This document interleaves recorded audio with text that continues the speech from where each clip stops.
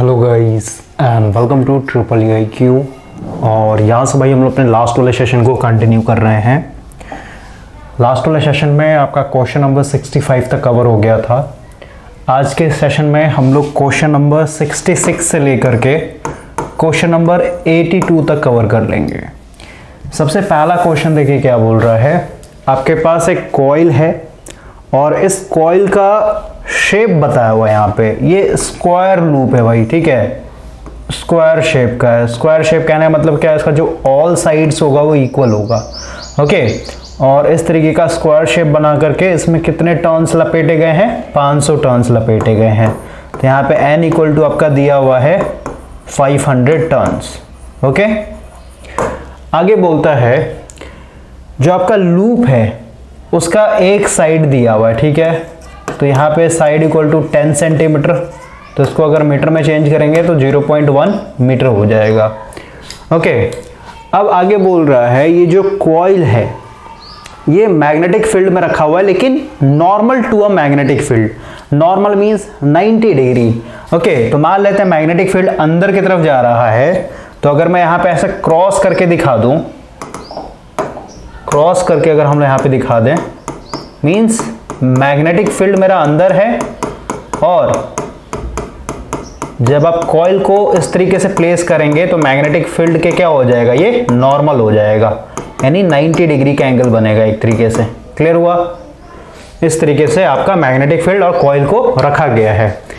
आगे बोलता है magnetic field which increases at a rate of 1 Tesla पर सेकेंड। यहां पे आपका जो B दिया हुआ है ना, इसका एक तरीके से वैल्यू दिया हुआ है dB/dt, ठीक है। मतलब क्या हुआ, जो आपका फ्लक्स डेंसिटी है, सीधी सी बात है भाई, यहाँ पे कॉइल अगर आप नहीं घुमा रहे हैं, आपका यहाँ पे फ्लक्स चेंज हो रहा है एक तरीके से, ठीक है। अब फ्लक्स में भी कौन सा, मैग्नेटिक फ्लक्स डेंसिटी B के बारे में डाटा दिया हुआ है कि 1 सेकेंड में ये 1 टेस्ला एक तरीके से चेंज हो रहा है। मैंने आपको ऑलरेडी बताया था कि जो EMF इंड्यूस्ड होता है कॉइल के अंदर, ये दो तरीके से होता है। एक तो आपका डायनामिक EMF हो गया, मतलब कॉइल को एक तरीके से घुमा दीजिए, और सेकंड केस क्या है कि कॉइल आपका स्टेशनरी रहेगा, लेकिन आपका जो मैग्नेटिक फील्ड है इसमें अगर आप चेंजिंग लेकर के आते हैं तो ऑटोमेटिक क्या हो जाएगा, कॉइल के अंदर EMF इंड्यूस्ड होगा। तो ये सेकंड मेथड है भाई। यहाँ पे कॉइल मेरा स्टेशनरी है, लेकिन जो मेरा फ्लक्स है या फिर कहीं मैग्नेटिक फील्ड है वो एक तरीके से चेंज हो रहा है। तो आपका जो B है किस रिस्पेक्ट में चेंज हो रहा है आपका बताया गया, 1 टेस्ला पर सेकेंड। अब बोलता है EMF इंड्यूस्ड जो होगा ये आपको बताना है। तो हम लोग को पता है फैराडे लॉ के हिसाब से जो इस कॉइल के अंदर EMF इंड्यूस्ड होगा ये होता है इक्वल टू -N dϕ/dt होता है भाई यहाँ पे, यानी जितना ज्यादा फ्लक्स में चेंज होगा विद रिस्पेक्ट टू टाइम उतना ही ज्यादा आपका क्या होगा, इसमें EMF इंड्यूस्ड होगा। तो ओवरऑल यहाँ पे मेरे पास जो डाटा दिया हुआ है 1 टेस्ला पर सेकेंड, ये किस में है, ये एक तरीके से B का डाटा दिया हुआ है, लेकिन यहाँ पे फॉर्मूला में क्या होता है, फ्लक्स का होता है। तो हम लोग को ऑलरेडी पता है जो फ्लक्स होता है ये होता है आपका B into area into cos theta. Clear हुआ? और जहां पे थीटा क्या है, एक तरीके से अगर आपको ये फॉर्मूला याद नहीं होता तो आपको ये पता होगा, मैग्नेटिक फ्लक्स डेंसिटी जो होता है ये होता है φ/एरिया। क्लियर हुआ? तो यहां से अगर आप फाई निकालेंगे तो क्या हो जाएगा, B इंटू एरिया हो जाएगा। और फ्लक्स जो है आपका क्या है, कॉस थीटा के हिसाब से वेरी करता है, सब आपको बताया ऑलरेडी, ओके। तो ओवरऑल जो थीटा है, थीटा किसके किसके बीच का एंगल होता है, एंगल बिटवीन B एंड जो आपने ये लूप लिया है, तो इस लूप का एरिया होगा, ये पूरा पूरा एरिया होगा। तो एरिया वेक्टर को हम लोग, मतलब एरिया क्या लेते हैं फिजिक्स में भाई, वेक्टर क्वांटिटी लेते हैं। तो इसका क्या होगा, एक डायरेक्शन भी होगा। तो जो एरिया है इसका हमेशा डायरेक्शन क्या होता है, इसका सरफेस पे परपेंडिकुलर होता है। क्लियर हो गया? इस तरीके से अगर आपने रख लिया तो ये आपका एरिया का डायरेक्शन हो गया, अंदर की तरफ ले सकता है फिर बाहर की तरफ ले सकता है, ये सब ऑलरेडी बता रखा मैंने। तो एरिया वेक्टर का जो डायरेक्शन होगा और जो मैग्नेटिक फील्ड का डायरेक्शन, उनके बीच का एंगल होता है थीटा। तो अगर आप यहाँ पे देखें, यहाँ पे इस तरीके से देखिए, आपका जो मैग्नेटिक फील्ड अंदर की तरफ जा रहा है भाई, ठीक है, समझ में आया। और यहाँ पे एक कॉपी यूज कर लेता हूं, ओके। देखिए ऐसे समझिए कि जो आपका मैग्नेटिक फील्ड है अंदर की तरफ जा रहा है भाई, ठीक है, अंदर की तरफ घुस रहा है।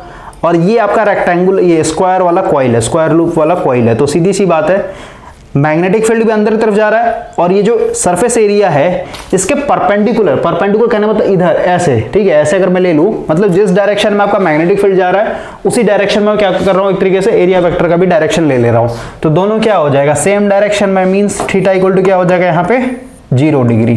क्लियर हुआ? तो अब हम लोग यहाँ पे अगर पुट करेंगे फाई इक्वल टू क्या हो जाएगा b into area into cos 0 मतलब क्या हो जाएगा 1, यानी ओवरऑल फ्लक्स का आप क्या डाल सकते हैं b इंटू एरिया। क्लियर हुआ? कैसे हम लोग एक तरीके से थीटा का वैल्यू निकालते हैं। तो ओवरऑल मेरे पास ये फॉर्मूला था, इसमें हम लोग वैल्यू पुट करेंगे E इक्वल टू जो EMF इंड्यूस्ड हो जाएगा n मेरा यहाँ पे दिया हुआ है 500 और ऑप्शन में क्या है माइनस नहीं दिया, मतलब लेंस लॉ एक तरीके से डायरेक्शन को बताता है, मतलब अपोज करेगा, तो n की जगह हम लोग 500 डाल देंगे और यहाँ पे फ्लक्स का क्या पुट करेंगे हम लोग b into area. Okay, bracket में डाल के यहाँ पे लिखता हूँ, ये हो जाएगा b into area divided bye dt। अब देखिए एरिया जो होगा ये क्या होता है, कांस्टेंट होता है, तो क्या हो जाएगा 500 गुना एरिया इंटू यहाँ पे हो जाएगा dB बाय dt। तो अगर हम लोग एरिया निकालें इसका, क्योंकि स्क्वायर लूप है तो क्या होता है साइड का स्क्वायर, एक साइड का वैल्यू यहाँ पे दिया हुआ है, तो क्या हो जाएगा 500 गुना एरिया कितना हो जाएगा 0.1 इंटू 0.1 साइड का स्क्वायर होता है इंटू ये हम लोग का वैल्यू दिया, मतलब जो मेरा फ्लक्स डेंसिटी है विद रिस्पेक्ट टू टाइम कैसे चेंज हो रहा है 1 टेस्ला पर सेकेंड। भाई यूनिट से पकड़ा जाता है यहाँ पे टेस्ला किसका होता है यूनिट एक तरीके से फ्लक्स डेंसिटी का। ओके, तो इसके जगह मैं वैल्यू डाल दूंगा 1। क्लियर हो गया? तो ओवरऑल इसको जब आप सॉल्व करेंगे तो ये इन दोनों को पॉइंट हटाएंगे तो 100 आ जाएगा, ये 2 जीरो कैंसिल आउट हो जाएगा, तो आपका यहाँ पे आ जाएगा 5 वोल्ट। क्लियर हुआ? तो यहाँ पे इस कॉइल के अंदर हम लोग का EMF जो इंड्यूस्ड होगा उसका मैग्नीट्यूड कितना होगा 5 वोल्ट। ओके, तो इस तरीके से आपको सॉल्व करना है और ये जो EMF इंड्यूस्ड होगा उसको बोला स्टैटिक इंड्यूस्ड EMF। ओके, क्योंकि यहाँ पे कोई भी चीज़ रोटेट नहीं कर रहा, आपका बस फ्लक्स को चेंज करवाया गया था, तो 5 वोल्ट हो जाएगा। नेक्स्ट क्वेश्चन देखिए क्या बोल रहा है, आपके पास एक कॉइल है, तो सीधी सी बात है कॉइल के चलते आपका इंडक्टेंस आएगा, इंडक्टेंस का वैल्यू यहाँ पे दिया हुआ है 100 मिली हेनरी और बोल रहा है इस कॉइल के अंदर जो करंट फ्लो रहा 1 एम्पीयर एनर्जी स्टोर कितना होता है, हम लोगों ने ऑलरेडी डिराइव किया था, एनर्जी इक्वल टू होता है हाफ LI स्क्वायर। तो L की जगह हम लोग का वैल्यू दिया हुआ है 10, मतलब 100 इंटू मिली है तो उसको नीचे में ले लेते हैं, ठीक है, 1000 नीचे आ जाएगा इंटू करंट कितना 1 का स्क्वायर यानी 1 हो जाएगा, तो और उसको काट लेते हैं 1 2 खत्म हो जाएगा, 1/2 की जगह हम लोग क्या लिख सकते हैं 0.5। ओके, और ये नीचे में 0 तो और 0 जाएगा, तो ऊपर में क्या हो जाएगा आपका एक पॉइंट और सरक जाएगा यानी 0.05 जूल। क्लियर हो गया? तो ये हो जाएगा सेकेंड आंसर। नेक्स्ट क्वेश्चन देखिए क्या बोल रहा है, the mutual inductance between the two coil depends upon. तो म्यूचुअल इंडक्टेंस और सेल्फ इंडक्टेंस के ऊपर मैंने आपको एक कॉन्सेप्चुअल लेक्चर दिया था, उसमें मैंने आपको फॉर्मूला बताया था। भाई सबसे पहले सेल्फ इंडक्टेंस रिवीजन करवाते चला जाऊंगा मैं। सेल्फ इंडक्टेंस के बारे में मैंने आपको बताया था, सेल्फ इंडक्टेंस क्या था, L इक्वल टू होता है N phi divided by I। यहाँ पे फाई का वैल्यू हम लोग को पता है MMF means NI divided by reluctance NE, L area ऊपर आ जाएगा, म्यू नॉट म्यू आर ऊपर आ जाएगा। जब फाई का वैल्यू यहाँ पे पुट करेंगे तो I से I खत्म हो जाएगा, तो L इक्वल टू क्या हो जाएगा, यहाँ पे भी N है यहाँ पे भी N है, तो N स्क्वायर हो जाएगा mu naught mu R area divided by L। ये मेरा क्या था सेल्फ इंडक्टेंस का फॉर्मूला था। मीन्स सेल्फ इंडक्टेंस जो है आपका रिलेटिव परमेबिलिटी यानी किस मीडियम में रख रहे हैं आप अपने कॉइल को, उसके ऊपर डिपेंड करता है, एरिया पे डिपेंड करता है, नंबर ऑफ टर्न्स के स्क्वायर पे डिपेंड करता है, इनवर्सली प्रोपोर्शनल होता है लेंथ के ऊपर। याद होगा आपको ये सब। इसी हिसाब से हम लोगों ने म्यूचुअल इंडक्टेंस भी बताया था कि जो हम लोग का म्यूचुअल इंडक्टेंस था ये किस पे था, ये N1 into N2 mu naught mu R area divided by L। Clear हुआ? ये म्यूचुअल इंडक्टेंस का मैंने आपको लेक्चर में ये फॉर्मूला ड्राइव करवाया था।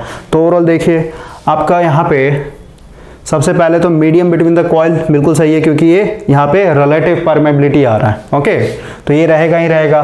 साथ ही साथ मैंने आपको कपलिंग के बारे में भी बताया था भाई, कोफिशिएंट ऑफ कपलिंग के बारे में बताया था कि अगर मान लेते हैं म्यूचुअल मतलब क्या, दो कॉइल रहेगा, अगर ये कॉइल मान लेते हैं इस तरीके से, फर्स्ट कॉइल मेरा इस तरीके से है और दूसरा वाला कॉइल इस तरीके से, तो यहाँ पे हम लोग क्या है ये 100% कपल है यानी K का वैल्यू 1 हो जाएगा। इसका मतलब क्या हुआ, यहाँ पे म्यूचुअल इंडक्टेंस क्या हो जाएगा M equal to 1 into L1 और L2, समझ में आया। तो और यहाँ पे म्यूचुअल इंडक्टेंस सबसे ज़्यादा देखने को मिलेगा। उसके बाद बताया था मैंने आपको, मान लेते फर्स्ट कॉइल ऐसा है और दूसरा कॉइल आपका मान लेते हैं 90 डिग्री पे रखा, तो यहाँ पे क्या है, कोई भी कपलिंग नहीं है, यानी K = 0 मीन्स M = भी 0, म्यूचुअल इंडक्टेंस 0 हो जाएगा। और फिर बताया था मैंने आपको कि फर्स्ट कॉइल मान लेते ऐसे है, दूसरा कॉइल ऐसे, क्लियर हुआ। यानी इनके बीच में अगर सेपरेशन कम है तो म्यूचुअल इंडक्टेंस ज़्यादा होगा, और वही अगर सेपरेशन बहुत ज़्यादा है तो यहाँ पे म्यूचुअल इंडक्टेंस बहुत कम देखने को मिलेगा। तो सेपरेशन बिटवीन द कॉइल पे भी डिपेंड करता है और मीडियम पे भी डिपेंड करता है। तो ओवरऑल 1 और 2 दोनों हो जाएगा। ओके, नेक्स्ट क्वेश्चन देखिए क्या बोल रहा है। बोल रहा है भाई कि आपके पास एक कॉइल दिया हुआ है यहाँ पे, और इस कॉइल का टर्न्स दिया हुआ है 200। आगे बोलता है इस कॉइल का जो एरिया है ये भी दिया हुआ है, एरिया आपका 70 सेंटीमीटर स्क्वायर है, तो इसको ओवरऑल मीटर में चेंज करेंगे, मींस 2 बार मेरे को 100 से भागा देना पड़ेगा, मींस 10⁻⁻⁴ मीटर स्क्वायर हो जाएगा। आगे बोलता है the magnetic field perpendicular to the plane of the coils. तो सबसे पहले मान लेते हैं कॉइल मेरा रेक्टेंगुलर कॉइल ही ले लेते हैं। अब यहाँ पे कोई मेंशन नहीं किया है तो कोई भी आप ले सकते हैं, डिजाइन सर्कुलर भी ले सकते हैं, रेक्टेंगुलर भी ले सकते हैं, कुछ भी ले सकते हैं। ओके, तो ओवरऑल मान लेते हैं इस तरीके का कॉइल है, इसका 200 टर्न है और इस तरीके से ये एक्स एक्सिस पे रखा हुआ है भाई। ओके, तो बोल रहा है कि जो आपका मैग्नेटिक फील्ड है वो perpendicular to the plane of the coil, means ऐसे अंदर जा रहा होगा मैग्नेटिक फील्ड। परपेंडिकुलर मतलब क्या भाई, इसके ऊपर 90 डिग्री ऐसे घुस रहा होगा एक तरीके से, समझ में आया। तो इस तरीके से मैंने यहाँ पे मैग्नेटिक फील्ड दिखा दिया है। आगे बोलता है, और मैग्नेटिक फील्ड का यहाँ पे वैल्यू दिया हुआ है, बी दिया हुआ है। अब कैसे, अब ये कैसे पता करेंगे बी है या फिर फाई है, तो भाई यूनिट पकड़ा जाता है, ठीक है, समझ में आया। जैसे B = होता है फाई बाई एरिया, ये सब ऑलरेडी मैग्नेटिक सर्किट में आपको फॉर्मूला मैंने ड्राइव किया हुआ है। तो यहाँ से क्या हो जाएगा आपका फ्लक्स का वेबर और एरिया का मीटर स्क्वायर, तो वेबर पर मीटर स्क्वायर क्या हो गया आपका, बी के बारे में बताया गया। कितना है आपका 0.3, इसी को टेस्ला भी बोलते हैं, नहीं तो फिर आप कह सकते हैं इसको overall weber per metre square. आगे बोलता है takes 0.1 second to rotate through 180 degree, ठीक है। यानी टाइम भी यहाँ पे दिया हुआ है, टाइम भी दिया 0.1 सेकेंड में कितना घूम जाता है, 180 डिग्री घूम जाता है, यानी थीटा = कितना लिख देंगे 180 डिग्री ये घूम जाता है, क्लियर हो गया। आगे बोलता है the magnitude of the induced EMF, यानी यहाँ पे आपको ईएमएफ बताना है, कितना एक तरीके से ईएमएफ इंड्यूस्ड होगा। ऑलरेडी मैंने आपको बताया था 2 तरीके से ईएमएफ इंड्यूस्ड होता है। एक तो आप फ्लक्स को चेंज कर दिए, यहाँ पे फ्लक्स मेरा चेंज नहीं हो रहा, फ्लक्स मेरा कांस्टेंट है। यहाँ पे हम लोग क्या कर रहे हैं, कॉइल को घुमा रहे हैं, तो कॉइल को रोटेट करवाएंगे तो कॉइल के रिस्पेक्ट में जो आपका फ्लक्स लिंकेज होगा वो चेंज होगा, उसके चलते आपको क्या देखने को मिलेगा, ईएमएफ इंड्यूस्ड यहाँ पे देखने को मिलेगा। तो देखिए सबसे पहले फ्लक्स लिंकेज क्या होता है ये समझिए। ऑलरेडी मैंने आपको मशीन में ऐसे बताया था या फिर कहिए बेसिक इलेक्ट्रिकल में ही बताया था, याद नहीं भाई, दोनों पैरेलल चल रहा है। तो अभी समझिए फ्लक्स लिंकेज क्या होता है। फ्लक्स लिंकेज को हम लोग साइज से रिप्रेजेंट करते हैं, ये होता है आपका N∅, क्लियर हुआ। N जहाँ पे क्या है, किसी भी कॉइल का नंबर ऑफ टर्न्स है, और ये फाई क्या है कि कितना फ्लक्स उसमें से घुस रहा है एक तरीके से। तो ओवरऑल अगर हम लोग यहाँ पे हम लोग अपने बेसिक मॉडल को दिखाएं, ये मान लेते हैं आपका एक बार मैग्नेट हो गया, इधर नॉर्थ पोल, इधर दिखा देता है साउथ पोल। ओके, ओवरऑल यहाँ पे भी मान लेते हैं फर्स्ट केस दिखा रहा हूँ। फर्स्ट केस में मान लेते हैं कॉइल ऐसे पड़ा हुआ है, ठीक है। तो इस केस में भाई जो भी आपका मैग्नेटिक फील्ड निकल रहा होगा, यहाँ से जो भी मैग्नेटिक फील्ड निकल रहा होगा ये इस कॉइल के ऊपर से निकल जा रहा होगा, सही बात है ना। इस कॉइल के ऊपर से निकल जा रहा होगा। आप कह सकते हैं कि इस कॉइल के अंदर से कोई भी फ्लक्स पास ही नहीं हो रहा। मैंने आपको ऑलरेडी बताया था फ्लक्स के बारे में, बताया था जो फ्लक्स होता है ये होता है B × एरिया × यहाँ पे cos थीटा, समझ में आया। तो अगर आप यहाँ पे देखेंगे कि थीटा मेरा क्या है, एक तरीके से देखिए थीटा किसके बीच का एंगल बताया था मैंने आपको, ये होता है B यानी फ्लक्स डेंसिटी एंड जो आपने एरिया कंसिडर किया है कॉइल का, उस एरिया का डायरेक्शन, समझ में आया, एरिया वेक्टर का डायरेक्शन, या फिर कहिए आपका ये जो फ्लक्स डेंसिटी है उसके बीच का। तो ओवरऑल देखिए ये ऐसे पड़ा हुआ है कॉइल अभी, तो हमेशा बताया था जो एरिया निकलेगा इस कॉइल का, इस कॉइल के सरफेस के ऊपर हमेशा 90 डिग्री लेते हैं, परपेंडिकुलर लिया जाता है एरिया के डायरेक्शन। तो मान लो परपेंडिकुलर में नीचे की तरफ लेता हूँ ऐसे, समझ में आया, और बी मेरा ऐसे जा रहा है, तो इनके बीच में एंगल कितना बनेगा, हमेशा 90 डिग्री बनेगा इस केस में, इस सिचुएशन में। तो अब देख रहे हैं भाई कि यहाँ पे जो मेरा cos थीटा है, यानी थीटा = क्या हो जाएगा 90 और cos 90 पुट हो जाएगा 0, यानी फ्लक्स क्या हो जाएगा 0 हो जाएगा। मतलब क्या हुआ, मतलब और फ्लक्स लिंकेज का फॉर्मूला मैंने यहाँ पे बताया है N × क्या होता है, फाई होता है। तो फाई तो मेरा 0 हो गया, इसका मतलब क्या हो, फ्लक्स लिंकेज भी मेरा यहाँ पे 0 देखने को मिलेगा। इस केस में फ्लक्स लिंकेज 0 है, मतलब इस कॉइल के अंदर से एक भी फ्लक्स नहीं जा रहा। फ्लक्स मतलब क्या, number of magnetic field line. तो number of magnetic field line यहाँ पे जो 4 लाइन से देगा so number of magnetic field line बोलते हैं, तो ऊपर ऊपर चला गया सच में, इसलिए हम लोग बोल रहे हैं यहाँ पे फ्लक्स लिंकेज मेरा क्या है, 0 है। क्लियर हुआ। अब देखिए सेकंड केस में मैं इस कॉइल को क्या कर रहा हूँ, 90 डिग्री ऐसे रोटेट करवा रहा हूँ, ठीक है। अभी मैं आपको बता रहा हूँ फ्लक्स लिंकेज होता क्या है, कैसे कैसे चेंज होता है। क्लियर हुआ। अभी हम लोग उस न्यूमेरिकल को पॉज कर रखे हैं, अभी उस पर आएंगे, पहले कॉन्सेप्ट को सीखिए आप। अब हम लोग क्या कर रहे हैं सेकंड केस में, भाई यहाँ पे थोड़ा सा व्हाइट कलर से दिखाता हूँ। सेकंड केस में मैंने कॉइल को 90 डिग्री ऐसे घुमा दिया, तो कॉइल जैसे मेरा 90 डिग्री घूमेगा, तो इस केस में देखिए, इस केस में यानी खड़ा हो गया, तो जितने भी मैग्नेटिक फील्ड लाइन होंगे वो क्या होगा, एक तरीके से आपका इस कॉइल के अंदर से घुस कर जाएगा। सबसे पहले फ्लक्स को कैलकुलेट करते हैं, तो फ्लक्स का ये मेरा फॉर्मूला है यहाँ पे। तो ओवरऑल यहाँ पे अगर हम लोग देखें, पहले मेरा कॉइल ऐसे पड़ा हुआ था, एरिया वेक्टर को मैंने नीचे की तरफ दिखाया था, समझ में आया। अब मैंने कॉइल को ऐसे खड़ा कर दिया, ऐसे खड़ा हो गया भाई, तो ओवरऑल क्या हो जाएगा, आपका जो एरिया वेक्टर होगा वो भी आपका ऐसे समझिए ना, पहले कॉइल ऐसे पड़ा हुआ था, ठीक है, ऐसे पड़ा हुआ था, तो एरिया वेक्टर नीचे की तरफ होगा। कॉइल को ऐसे रोटेट करवा दिया तो एरिया वेक्टर भी क्या हो जाएगा, इधर आ जाएगा। मतलब अभी के टाइम में ये जो व्हाइट कलर वाला कॉइल दिखा है यहाँ पे, आपका जो थीटा बनेगा किसके बीच का, बी और ए के बीच में, ये बन जाएगा 180 डिग्री। क्लियर हुआ। इस चीज को आपको दिमाग में रखना है। तो यहाँ पे क्या होगा, phi equal to B into area और कॉस 180, कॉस 180 आपका -1 के बराबर होता है भाई। तो यहाँ पे आपका फ्लक्स लिंकेज क्या होगा आपका, ठीक है, जो भी आएगा माइनस बी इंटू ए, यानी फाई मेरा यहाँ पे मैक्सिमम होगा, ठीक है। फ्लक्स लिंकेज भाई यहाँ पे मैक्सिमम होगा ना, क्योंकि पूरा का पूरा मैग्नेटिक फील्ड लाइंस के अंदर से घुसकर जा रहा है। ओके, और एन से मल्टीप्लाई, तो ओवरऑल यहाँ पे फ्लक्स लिंकेज मैक्सिमम देखने को मिलेगा। और जो फर्स्ट केस जब ऐसा पड़ा होता है, वहाँ पे फ्लक्स लिंकेज मेरा यहाँ पे 0 देखने को मिलेगा मिनिमम। हम लोगों ने ये भी देखा था कि जो फ्लक्स होता है और जो इसके अंदर ईएमएफ इंड्यूस्ड होता है, इनके बीच में हमेशा क्या होता है, 90 डिग्री का फेज शिफ्ट चलता है भाई। इसके बारे में मैंने आपको बताया था। अगर आप फ्लक्स को इस तरीके से दिखा रहे हैं, मान लेते फाई है, तो जो ईएमएफ दिखाना पड़ेगा, ये ईएमएफ ऐसे दिखाना पड़ेगा, समझ में आया, ये ईएमएफ का ग्राफ होगा। यानी इनके बीच में 90 डिग्री का फेज शिफ्ट चलता है। कैसे चलता है तो समझिए। देखिए, जो फर्स्ट केस मैंने आपको एक्सप्लेन किया यहाँ पे, फर्स्ट केस क्या था, जब मेरा कॉइल ऐसे पड़ा हुआ था, तो यहाँ पे फ्लक्स लिंकेज तो मेरा 0 था, फ्लक्स लिंकेज 0 है ना, फ्लक्स लिंकेज 0 था फर्स्ट केस में। तो भाई यहाँ पे फ्लक्स लिंकेज 0 है, लेकिन जब आप इस कॉइल पे यहाँ पे देखेंगे, तो यहाँ पे इस कंडीशन पे आपको मैक्सिमम ईएमएफ देखने को मिलता है। तो वही है, फ्लक्स लिंकेज मेरा यहाँ पे 0 है, फिर ये फ्लक्स मेरा 0 है कॉइल के रिस्पेक्ट में, है ना।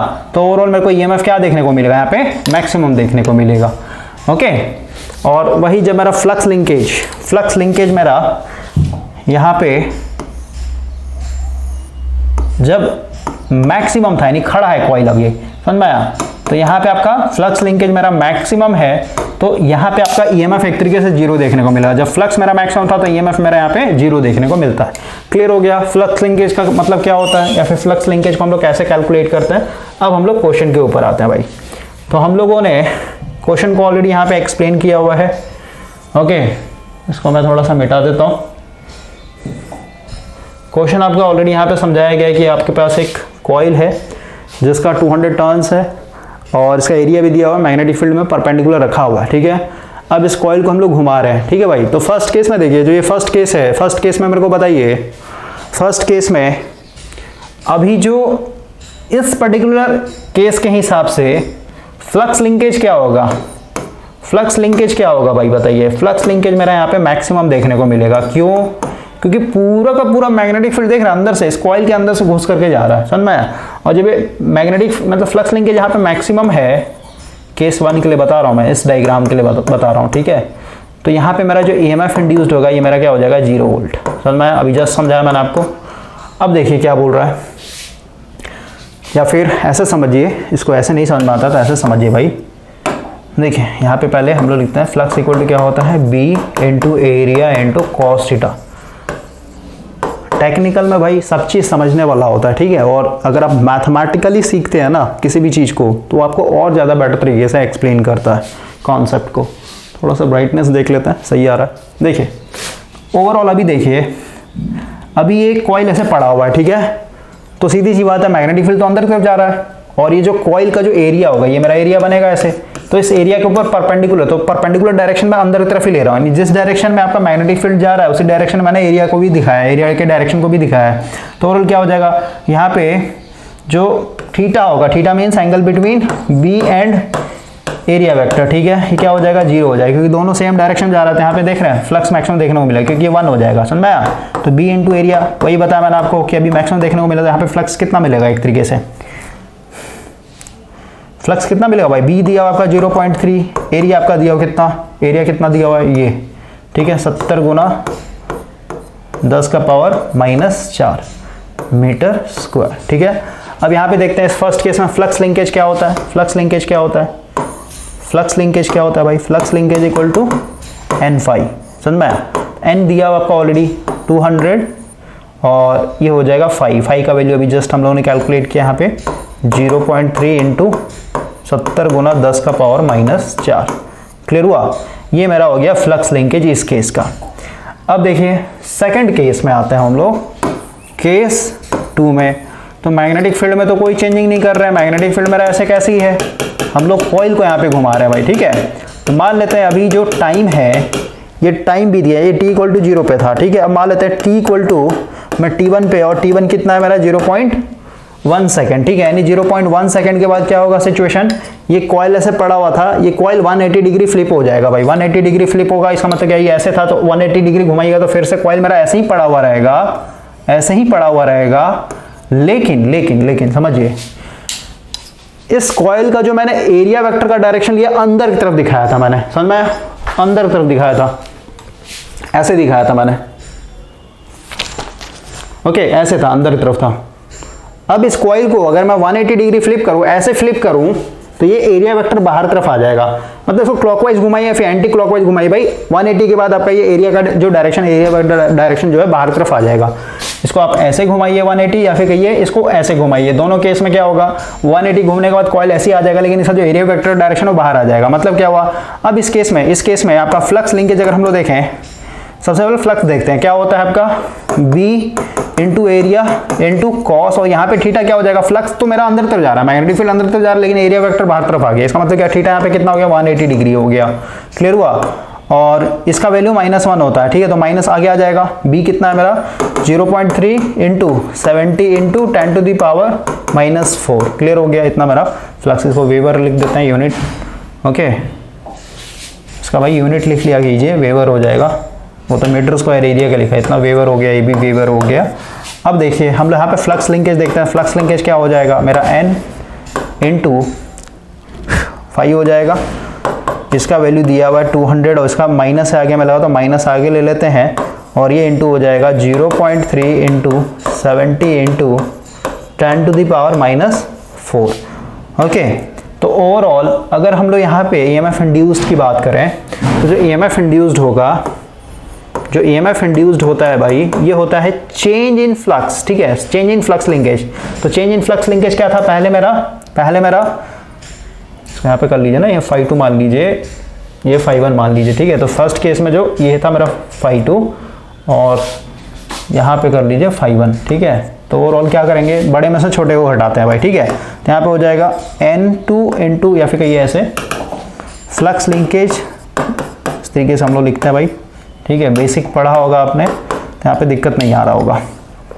तो ओवरऑल देखिए ∅2 क्या है मेरा, सॉरी ∅2 क्या है मेरा, ∅2 मेरा यहाँ पे ये वाला वैल्यू है, कहाँ गया ये वाला वैल्यू, ठीक है। इसके जब पुट करते हैं हम लोग -200 ब्रैकेट में 0.3 into 70 into 10 to the power -4, ये हो गया, माइनस है तो माइनस दे देंगे। और फर्स्ट केस में कितना था मेरा फ्लक्स लिंकेज, ये था मेरा फर्स्ट केस का फ्लक्स लिंकेज, ठीक है।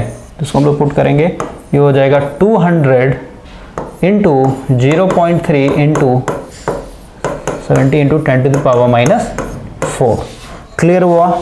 तो और ब्रैकेट सॉल्व करेंगे तो और माइनस ही आएगा, ये भी माइनस, ये भी माइनस है, समझ में आया। तो ओवरऑल क्या हो जाएगा, दोनों ऐड हो जाएगा। तो दोनों को अगर हम यहाँ पे कैल्सी में डालते हैं, एक मिनट भाई, कैल्सी में इसको पुट करते हैं वैल्यू, उसके बाद सर शॉर्टकट तरीका ही बताऊंगा भाई कैसे हम लोग शॉर्टकट वे में निकाल सकते हैं। तो बस समझाने के लिए मैं इतना लंबा बता रहा हूँ आपको। -200 into 0.3 into 70 into 10 to the power -4, ठीक है। फिर माइनस है 200 into 0.3 into 70 into 10 to the power -4, ये आ जाएगा आपका, ये आ जाएगा भाई आपका 0.84 वोल्ट। ओके, ऑप्शन देखते हैं आ रहा है या नहीं आ रहा है। 0.84 कहीं गलत हुआ है, कहीं गलत हुआ है भाई।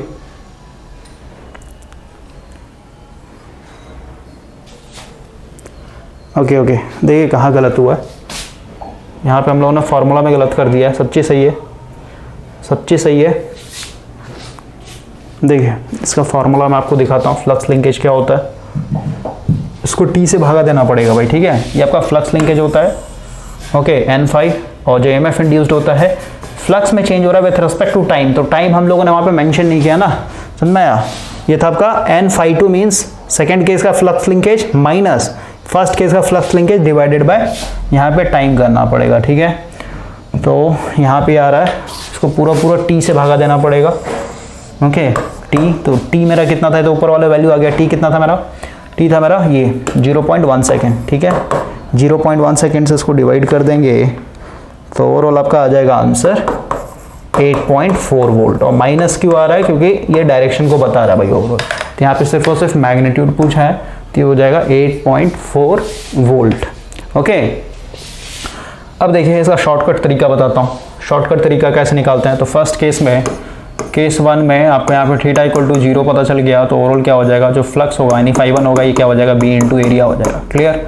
अब हम लोग पता है फ्लक्स लिंकेज क्या होता है, एन और फाई होता है। एन वैसे का वैसे ही रहेगा, फाई की जगह क्या लिख देंगे, बी ए हो जाएगा, ठीक है। सेकंड केस की अगर बात करें, केस 2, यहाँ पे ∅2 की बात करें तो क्या हो जाएगा, थीटा यहाँ पे कितना है, दोनों के बीच में एंगल 180, ठीक है। तो क्या हो जाएगा, ये हो जाएगा B into area cos theta यानी कॉस 180 यानी -1 यानी आगे माइनस लगा देंगे, ठीक है। तो यहाँ पे हम लोग फ्लक्स लिंकेज की बात करें क्या हो जाएगा, एन इंटू ∅2, यहाँ पे ∅1 कर लीजिए, यहाँ पे ∅2 हो जाएगा, ठीक है। क्या हो जाएगा, एन और ∅2 का वैल्यू क्या हो जाएगा, माइनस है तो माइनस बी इंटू ए, समझ में आया। तो ये हो गया first case of flux linkage और ये हो गया सेकंड केस का। तो ओवरऑल हम लोग को पता है जो EMF इंड्यूस्ड होता है ये क्या होता है, ∅2 माइनस ∅1, मतलब जो आपका फाइनल पोजीशन उसमें से हम लोग इनिशियल पोजीशन में माइनस करते हैं डिवाइडेड बाय टी। तो ओवरऑल आप कर लीजिए कितना है, ∅2 कितना है ये, ठीक है, माइनस NBA और माइनस फिर आपका ये NBA डिवाइडेड बाय टी। तो ओवरऑल ये ऊपर वाला दोनों माइनस में है, तो माइनस माइनस क्या हो जाएगा, 2NBA, okay, minus divided by T. अब एक चीज़ और समझिए, एक चीज़ और समझिए भाई, एक चीज़ और समझिए, यहाँ पे थोड़ा सा मिस हो गया है। देखिए जो EMF इंड्यूस्ड होता है, अगर सिर्फ मैग्नीट्यूड की बात है कितना होता है आपका, ठीक है, change in flux linkage divided by T. ये सिर्फ और सिर्फ EMF इंड्यूस्ड हुआ, मैग्नीट्यूड की बात है। डायरेक्शन की बात है, लेंस लॉ आ जाएगा, ठीक है। तो लेंस लॉ के आगे एक यहाँ पे माइनस लगाना पड़ेगा, समझ में, माइनस लगाना पड़ेगा। तो ये मेरा एक तरीके से एक्यूरेट फार्मूला हुआ, ओके। तो ओवरऑल देखिए जब हम लोगों ने सिर्फ और सिर्फ यहाँ पे ये वाला वैल्यू डाला है, ये वाला, ठीक है। अभी लेंस लॉ को हम लोग कंसिडर भी नहीं कर रहे हैं, यहाँ पे मेरा माइनस आ गया, मतलब -2NBA डिवाइडेड बाई टी। अब ओवरऑल फिर लेंस लॉ के हिसाब से डायरेक्शन को देखिएगा तो ओवरऑल क्या हो जाएगा, माइनस माइनस प्लस हो जाएगा। क्लियर हुआ। तो ऐसे भी समझ सकते हैं, ऐसे आप समझिए लेंस लॉ के चलते आप यहाँ पे माइनस आ रहा है भाई, ठीक है। तो ओवरऑल यहाँ पे वैल्यू पुट कर दिए, -2, n का वैल्यू मेरे को पता था यहाँ पे 200, b का वैल्यू मेरे को पता था 0.3, एरिया मेरे को पता था 70 गुना 10 का पावर -4 डिवाइडेड बाय टी का वैल्यू मेरे को पता था 0.1 सेकेंड। तो सॉल्व कीजिएगा, वही आपका आंसर आएगा, ठीक है, 8.4 वोल्ट। तो ये देखिए कितना जल्दी मैंने शॉर्टकट वे में बता दिया, और वो एक्सप्लेन करने के चक्कर में मेरे को उतना लंबा लेकर के जाना पड़ा। क्लियर हो गया, इस तरीके से आपको सॉल्व करना है। नेक्स्ट क्वेश्चन के ऊपर आता है। क्वेश्चन नंबर कितना हो गया, ये क्वेश्चन नंबर हो गया 69। अब आते हैं हम लोग 70 के ऊपर। देखिए क्वेश्चन क्या बोल रहा है कि आपके पास एक एयर कोर सोलेनॉइड है। तो एयर कोर सोलेनॉइड का मतलब क्या हुआ भाई, सबसे पहले म्यू आर आपका हो गया यहाँ पे 1, मतलब रिलेटिव परमेबिलिटी हो गया एक तरीके से 1, और जो म्यू नॉट होगा ये हो जाएगा आपका 4 pi into 10 to the power -7। Clear हो गया। आगे बोलता है हेनरी पर मीटर, आगे बोलता है इस कॉइल का जो नंबर ऑफ टर्न्स यहाँ पे दिया हुआ है ये है आपका 1000 टर्न। आगे बोलता है इसका जो लेंथ है यानी एक्सेल लेंथ दिया हुआ है, इलेक्ट्रोमैग्नेटिज्म में पूरा का पूरा बताया भाई एक्सेल लेंथ क्या होता है, ये आपका दिया हुआ 1 मीटर। आगे बोलता है इट्स क्रॉस सेक्शन एरिया ये जो क्रॉस सेक्शन एरिया इधर का ये दिया हुआ है आपका, कितना है आपका 10 सेंटीमीटर स्क्वायर। तो उसको हम लोग क्या करेंगे, स्टैंडर्ड यूनिट यानी ऐसा यूनिट मिलाना मीटर स्क्वायर यानी 10 to the power into 10 to the minus 4 metre square हो जाएगा। ठीक है, आगे बोलता है सेल्फ इंडक्टेंस बताना है। तो सेल्फ इंडक्टेंस का ऑलरेडी फार्मूला बताया था मैंने आपको, ये होता है आपका N डिवाइडेड बाय I, है ना। तो ओवरऑल इसको जब आप फाई का वैल्यू यहाँ पे पुट किया तो क्या हो जाएगा, mu naught mu R N square area divided by length. Value डाल दीजिए। सबसे पहले म्यू नॉट का वैल्यू ऊपर में लिखा हुआ 4 pi into 10 to the power minus 7, mu R 1 हो जाएगा इंटू एन स्क्वायर मेरा 1000 का स्क्वायर हो जाएगा। एरिया दिया हुआ है आपका already 10 into 10 to the power minus 4, divide कर देंगे, लेंथ आपका दिया 1 मीटर। इसको सॉल्व कीजिएगा आप कैल्सी में तो इसका वैल्यू आ जाएगा 4। ठीक है, ये आ जाएगा 1.25 into 10 to the power minus 3 आएगा भाई। ठीक है, कैल्सी में तो overall 10 to the power minus 3 को मिली लिख सकते हैं। नेक्स्ट क्वेश्चन देखिए क्या बोल रहा है, इसको एक बार प्रूफ ही कर लेते हैं क्योंकि फिर लेक्चर में भाई एडिटिंग करना बहुत दिक्कत हो जाता है, कहीं पे मिस्टेक होता है तो। ओके, -7 इंटू 1000 का square into 10 into 10 to the power minus 4, बिल्कुल सही है। नेक्स्ट क्वेश्चन देखिए क्या बोल रहा है, when the number of turns in a coil is doubled without any change in the length of the coil, the self inductance between। देखिए बोल रहा है आपका कॉइल वैसे का वैसे ही है। ओके, अब इसने क्या कर दिया, बस लेंथ को डबल कर दिया भाई। ठीक है, सॉरी टर्न्स को डबल किया है। when the number of turns of a coil is double। ठीक है, तो हम लोग को पता है डायरेक्टली प्रोपोर्शनल, बाकी सब कांस्टेंट है दोनों केस के लिए। ठीक है, फर्स्ट केस मान लेते हैं यहाँ पे, अभी जैसे हम लोग देखा ना n क्या था आपका 1000 था, उसी को ले लेते हैं। ओके, तो सेकंड केस में क्या कर दिया इसने, बस n को क्या कर दिया, डबल कर दिया, यानी 2000 ले लिया। तो इस केस में बाकी सब कांस्टेंट है, मतलब म्यू नॉट कांस्टेंट रहेगा, एरिया कांस्टेंट रहेगा, उसके बाद l कांस्टेंट रहेगा। ठीक है, तो ओवरऑल क्या होगा, दोनों केस के लिए क्या है, इंडक्टेंस जो है प्रोपोर्शन है n स्क्वायर के ऊपर। तो फर्स्ट केस में क्या होगा, अपने आप 100% होगा। ठीक है, 100% कहने मतलब 1 के बराबर होगा। ठीक है, और सेकंड केस में क्या हो जाएगा, ये पहले 1 था, अभी 2 हो गया, तो 2 का स्क्वायर करेंगे तो 4 हो जाएगा, यानी 4 टाइम्स एक तरीके से बढ़ जाएगा। क्लियर हुआ, कहीं पे भी स्क्वायरिंग के हिसाब से अगर प्रोपोर्शनल चल रहा है तो 4 टाइम्स एक तरीके से इंक्रीज होता है। अगला क्वेश्चन देखिए क्या बोल रहा है, when a magnet in a motion relative to a coil and induced EMF is produce. ठीक है, सही बात है, सही बात है। यानी यहाँ पे सेकंड केस बता रहा भाई कि मेरा कॉइल स्टेशनरी है लेकिन मैग्नेट को हम लोग मूव करवा रहे हैं। ठीक है, यानी मैग्नेट मेरा मोशन में, मैग्नेट मोशन मतलब फील्ड मेरा एक तरीके से चेंज हो रहा है विद रिस्पेक्ट टू टाइम। तो सीधी सी बात ईएमएफ बनेगा, यहाँ पे ईएमएफ एक तरीके से प्रोड्यूस होगा। तो किसके ऊपर डिपेंड नहीं करता था, अभी जस्ट बता, जो ईएमएफ इंड्यूस होता है क्या होता है, N D phi by D T, है ना, या फिर इसी को कह सकते हैं, अभी जस्ट बताया ये होता है एन इंटू फाई करेंगे तो क्या होता है, फ्लक्स लिंकेज होता है। लेकिन फ्लक्स लिंकेज भी क्या, चेंज इन फ्लक्स लिंकेज, क्योंकि भाई अभी जस्ट समझाना कि कॉइल को रोटेट करवाने से क्या होता है, उस कॉइल के अंदर से जो फ्लक्स जा रहा था वो चेंज हो रहा है, कभी मिनिमम हो रहा है, कभी मैक्सिमम हो रहा है, समझना। ठीक है, तो उसी को हम लोग यानी चेंज इन फ्लक्स को ही हम लोग इस तरीके से अरेंज करके, यहाँ पे देखिए इसमें जो है ना n कांस्टेंट हो गया। ठीक है, दोनों में n कॉमन ले लीजिए, क्या हो जाएगा, n कॉमन हो जाएगा आपका, तो ओवरऑल क्या हो जाएगा, φ2 माइनस φ1 डिवाइडेड बाय dt। तो ओवरऑल φ2 माइनस φ1 मान लेते हैं, φ2 मेरा 10 वेबर है। ठीक है, 10 वेबर है और ये मेरा 2 वेबर है, तो 10 में से 2 कीजिएगा तो क्या होगा, ओवरऑल 8 वेबर ही बचेगा, यानी ऊपर में फ्लक्स ही बचेगा। ठीक है, इसलिए हम लोग इसको n इक्वल टू n यहाँ पे D phi by D T लिखते हैं, समझ में आया, क्योंकि इसको माइनस करने पे फ्लक्स ही बचेगा ना भाई, फ्लक्स में से फ्लक्स को घटाएंगे तो फ्लक्स ही बचेगा, इसलिए हम लोग n D phi by D T लिखते हैं। क्लियर हुआ, तो ओवरऑल देखिए जो ईएमएफ इंड्यूस्ड हो रहा है किसके ऊपर डिपेंड करता है, नंबर ऑफ टर्न्स पे डिपेंड करता है, फ्लक्स पे डिपेंड करता है, समझ में आया। पोल स्ट्रेंथ का मतलब होता है, पोल स्ट्रेंथ का मतलब होता है कितना ताकतवर पोल है एक तरीके से, समझ में आया, मतलब स्ट्रेंथ मतलब समझिए मैग्नेटिक फील्ड डेंसिटी को एक तरीके से रिप्रेजेंट करता है। क्लियर हुआ, सीधी सी बात है, जो मैग्नेट मूव कर रहा है जितना ज्यादा तेजी से मूव करेगा मींस कॉइल के रिस्पेक्ट में उतना ही ज्यादा आपका फ्लक्स चेंज होगा, समझ में, इस पे भी डिपेंड करता है, नंबर ऑफ टर्न्स पे भी डिपेंड कर रहा है। तो किस पे डिपेंड नहीं करता, रेजिस्टेंस ऑफ कॉइल से हम लोग को लेना देना नहीं होता, तो फर्स्ट आंसर हो जाएगा रेजिस्टेंस ऑफ कॉइल पे ये डिपेंड नहीं करता है। अगला देखिए क्या बोलता है, यहाँ पे डायग्राम दिया हुआ है, यहाँ पे देख रहे हैं कॉइल है और इस कॉइल के प्लेन पे जो मैग्नेटिक फील्ड है परपेंडिकुलर है, मतलब अंदर तरफ जा रहा है एक तरीके से। तो वही बोलता है magnetic flux passing perpendicular to the plane of the coil and directed into the paper, ठीक है, दिखाया गया है। और ये जो फ्लक्स है आपका वेरी हो रहा है किसके हिसाब से, इस हिसाब से चेंज हो रहा है। तो यहाँ पे बोलता है जहाँ पे फ्लक्स जो है आपका मिली वेबर में है। अब बोलता है and T is in second the magnitude of the induced EMF, ठीक है, आफ्टर 2 सेकेंड, ठीक है, यानी टी इक्वल टू 2 सेकेंड के बाद कितना ईएमएफ इंड्यूस्ड हो बताना। सबसे पहले हम लोग को पता है ईएमएफ जो इंड्यूस्ड होता है फॉर्मूला होता है एन डी/dt, समझ में आया। और लेंस लॉ लगा देंगे तो डायरेक्शन बता दें, माइनस लिखने का कोई मतलब नहीं क्योंकि यहाँ पे ओवरऑल मैग्नीट्यूड पूछ रहा है आपके क्वेश्चन में। तो n यहाँ पे ऐसे कैसे n नहीं दिया हो तो हमेशा 1 लेके चलते हैं भाई, ठीक है। तो पहले इसको 1 लिख देते हैं, n इक्वल टू हम लोगों ने यहाँ पे 1 मान लिया है, ओके। तो ओवरऑल क्या हो जाएगा d/dt, और फाई का वैल्यू ऑलरेडी दिया हुआ है आपका क्या, t² 6t² plus 7t plus 1, यानी जो फ्लक्स चेंज हो रहा है ये विथ रेस्पेक्ट टू टाइम होता है, तो डिफरेंशिएशन करना पड़ेगा हम लोग को भाई, ठीक है, dt के टाइम में टर्म्स में। तो ओवरऑल क्या हो जाएगा, देखिए इसको अगर आप डिफरेंशिएट करेंगे तो आपको पता है x², इसका डिफरेंशिएशन क्या होता है, पावर आगे आ जाता है ना, 2 माइनस यानी 1 ही हो जाएगा सब। तो उसी तरीके 6 आपका कांस्टेंट है, वैसे t का स्क्वायर करें 2 इंटू टी हो जाएगा, ठीक है, 2t हो जाएगा, प्लस 7 कांस्टेंट है बाहर आ जाएगा, dt/dt का वैल्यू 1 हो जाएगा, ठीक है। और ये कांस्टेंट डिफरेंशिएशन 0 होता है, यानी ओवरऑल क्या आ जाएगा आपका 6 दूनी 12t प्लस 7 प्लस 0।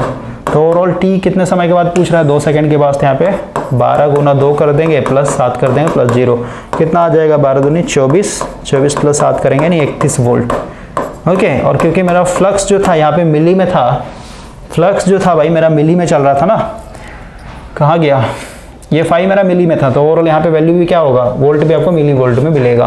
अब माइनस क्यों लगा रहे हैं, क्योंकि आपको यहाँ पे मैग्नीट्यूड ये डायरेक्शन दिखाना पड़ेगा, ठीक है, तो माइनस आ जाएगा आपका यहाँ पे ओवरऑल। नेक्स्ट क्वेश्चन देखिए क्या बोल रहा है, in the above question what is the direction of induced current through the resistor, ठीक है। अब सीधी सी बात है भाई, ये जो कॉइल है ये देख रहे हैं आप कंप्लीट सर्किट बना हुआ है, क्योंकि यहाँ पे एक रेजिस्टेंस लोड लगा हुआ है, ठीक है, यानी सर्किट कंप्लीट है। तो सीधी सी बात है यहाँ पे -31 मिली वोल्ट का क्या होगा, इसमें ईएमएफ इंड्यूस्ड होगा, है ना। और क्योंकि कॉइल कंप्लीट है, सर्किट कंप्लीट है, तो इस ईएमएफ के चलते आपका क्या होगा, एक करंट भी फ्लो होगा। लेकिन आपको पता है कि ये जो करंट फ्लो होगा, ये करंट अपना खुद का एक मैग्नेटिक फील्ड बनाएगा, और वो मैग्नेटिक फील्ड का डायरेक्शन इस तरीके से होगा कि जिस फील्ड के चलते, सबसे पहले देखिए इस कॉइल के अंदर ईएमएफ किसके चलते आ रहा है भाई, किसके चलते इंड्यूस्ड हो रहा है, इस फ्लक्स के चलते। समझा, ये जो फ्लक्स है यही फ्लक्स रिस्पॉन्सिबल है यहाँ पे इस कॉइल के अंदर ईएमएफ इंड्यूस्ड करवाने के लिए, क्योंकि हम लोग पता है डायरेक्टली d/dt होगा, समझा। तो सीधी सी बात है, जो ईएमएफ इंड्यूस्ड होगा और इस ईएमएफ के चलते जो मेरा करंट फ्लो होगा, ये करंट खुद का एक फ्लक्स बनाएगा, और ये फ्लक्स क्या करेगा, इस फ्लक्स को, यानी मेन फ्लक्स है उसको अपोज करेगा, समझ में। तो मेरे को बताइए एक चीज, हम लोग को पता है या तो इस कॉइल के अंदर करंट ऐसे जाएगा, समझ में आया, मतलब इस रेजिस्टेंस के क्रॉस देखें तो लेफ्ट टू राइट की तरफ जाएगा, या फिर कहिए जो करंट फ्लो होगा ये ऐसे जाएगा, है ना, मतलब आप कह सकते हैं राइट टू लेफ्ट की तरफ जाएगा, या फिर ऐसे कह सकते हैं राइट टू लेफ्ट की तरफ जाएगा, दोनों में से कोई एक ही डायरेक्शन होगा। तो हम लोगों ने ऑलरेडी देखा हुआ है, और लेंस लॉ आपने ऑलरेडी पढ़ा हुआ है कि ये जो करंट फ्लो होगा ये खुद का मैग्नेटिक फील्ड बनाएगा, और ये मैग्नेटिक फील्ड क्या करेगा, इसको अपोज करेगा। तो सबसे पहले देखिए हम लोग यहाँ पे लूप पे काम करते हैं। सबसे पहले अगर मैं ऐसे लेता हूँ, ऐसे इस डायरेक्शन में ऐसे लेता हूँ अगर, ठीक है, ऐसे समझ में, ऐसे जा रहा है ना करंट, मैंने ऐसे दिखाया भाई इसमें, ठीक है, तो ऐसे मेरा फोल्ड होगा तो थंब बाहर की तरफ आएगा, मींस इस करंट के चलते जो फ्लक्स बनेगा वो बाहर की तरफ आएगा, समझ में।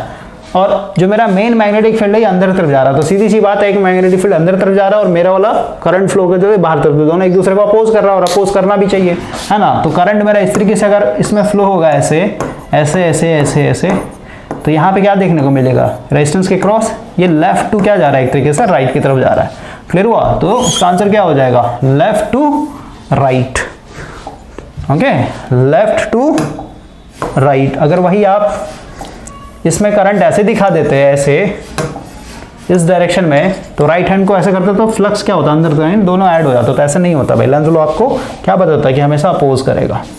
नेक्स्ट क्वेश्चन देखिए क्या बोल रहा है, बोलता है the current in a self inductance, ठीक है, यानी सीधी सी बात है कॉइल है, उस कॉइल के चलते एक सेल्फ इंडक्टेंस मिल रहा है, इसका वैल्यू दिया हुआ है, ओके। तो यहाँ पे दिखा देते हैं कॉइल है, उस कॉइल के अंदर एक करंट फ्लो हो रहा है भाई, ओके।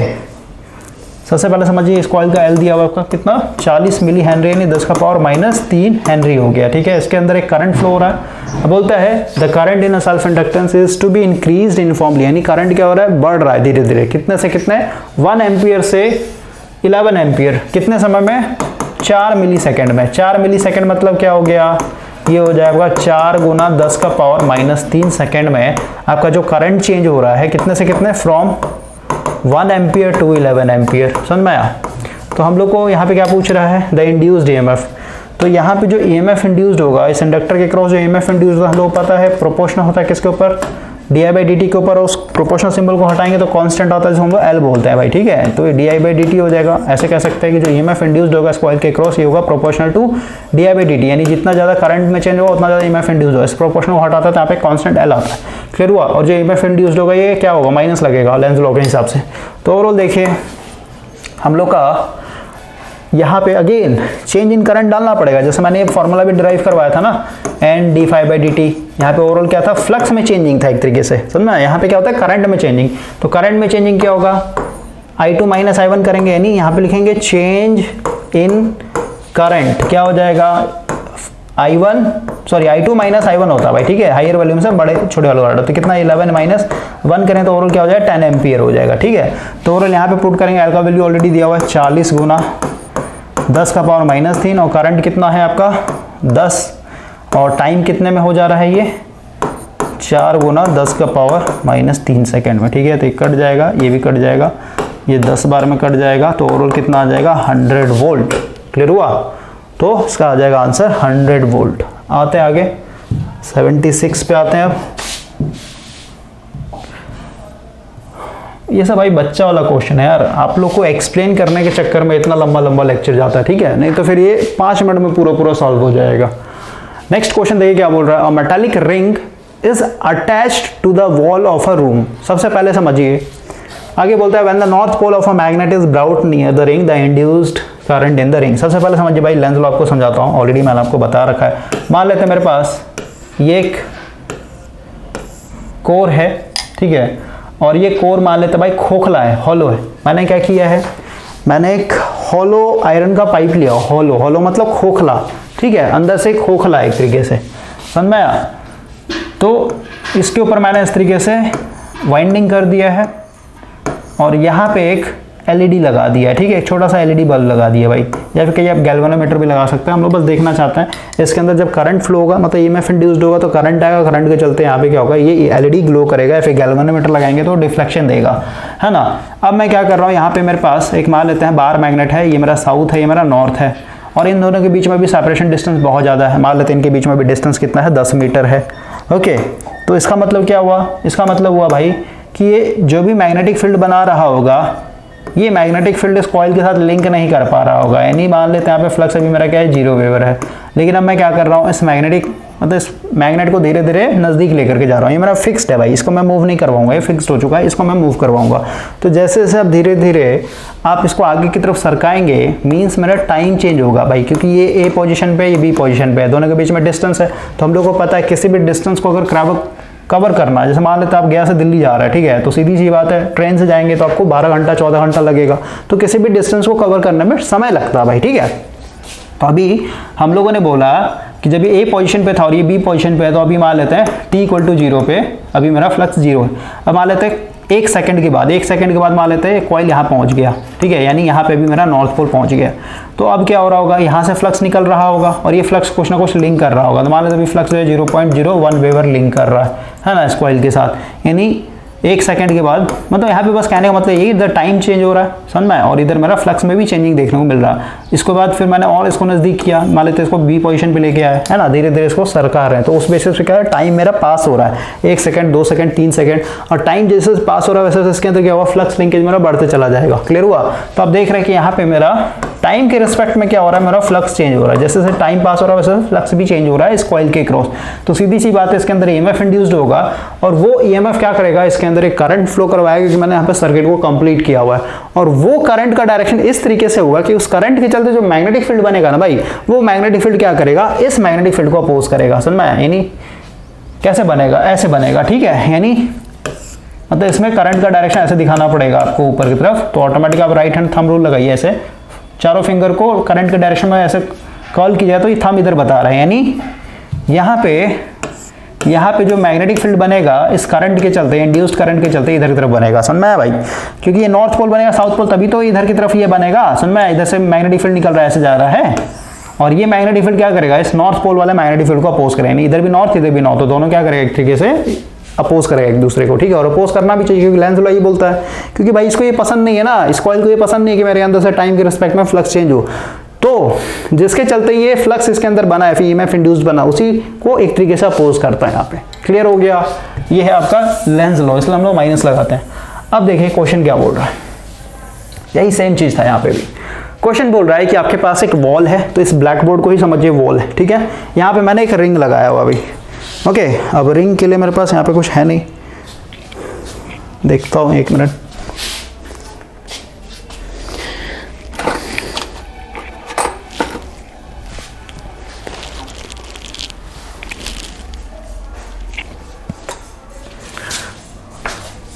देखिए इसको समझिए, ये चूड़ी है ना, इसको समझिए ऐसे रिंग लगा हुआ है, इसको मैंने ऐसे फिक्स कर दिया है। ठीक है, ओके, ऐसे आपको इमेजिन करना है।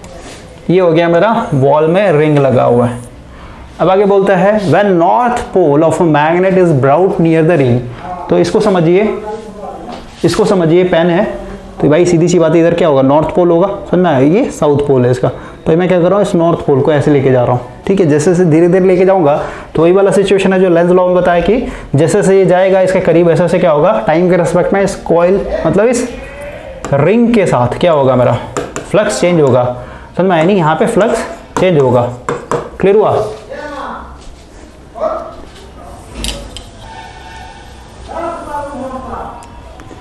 ओके, यहाँ पे टाइम के रिस्पेक्ट में क्या हो रहा है, हमारा फ्लक्स चेंज हो रहा है, तो सीधी सी बात है इस रिंग के अंदर क्या होगा, ईएमएफ इंड्यूस्ड होगा, और उस ईएमएफ के चलते क्या होगा, इस रिंग के अंदर करंट फ्लो होगा, क्योंकि ये रिंग अपने आप में क्या है, कंप्लीट सर्किट है। तो सीधी सी बात है भाई, वो जो करंट फ्लो होगा, उस करंट के चलते जो मैग्नेटिक फील्ड बनेगा वो कैसा होगा, इस मैग्नेटिक फील्ड को, यानी इस नॉर्थ वाले मैग्नेटिक फील्ड को अपोज करेगा हमेशा। तो हम लोग कैसे दिखाएंगे करंट, अगर आप ऐसे दिखाते हैं मतलब मैंने क्लॉकवाइज डायरेक्शन दिखाया करंट का, तो अगर आप right hand thumb rule use करेंगे तो ये ऐसे अंदर तरफ बता रहा है, यानी मैग्नेटिक फील्ड जो बनेगा इस करंट ये भी अंदर तरफ बनेगा। मींस ये नॉर्थ पोल है ना, तो इस पोल के चलते मैग्नेटिक फील्ड अंदर तरफ जा रहा है और इसके चलते मैग्नेटिक फील्ड अंदर तरफ जा रहा है, तो ये डायरेक्शन नहीं होगी, दोनों एक दूसरे को क्या कर रहा है, सपोर्ट कर रहा है। क्लियर हुआ? हम लोग को यहाँ पे ऐसे दिखाना पड़ेगा, तभी तो थंब बाहर तरफ जाएगा और नॉर्थ पोल से जो मैग्नेटिक फील्ड निकल रहा है उसको अपोज करेगा। समझ में आया? तो ये हो जाएगा आपका इस डायरेक्शन में। इस डायरेक्शन कहने का मतलब क्या हुआ, ये मेरा काउंटर क्लॉकवाइज डायरेक्शन है भाई। ठीक है, उल्टा एक तरीके से, यानी एंटी क्लॉकवाइज डायरेक्शन में आपका बनेगा। क्लियर हो गया? इस तरीके से आपको सोचना है। नेक्स्ट क्वेश्चन देखिए क्या बोल रहा है, यहां पे बोलता है भाई flux in a closed circuit. ठीक है, एक क्लोज्ड सर्किट है आपके पास और इस सर्किट का रेजिस्टेंस दिया हुआ था, ऐसे समझिए।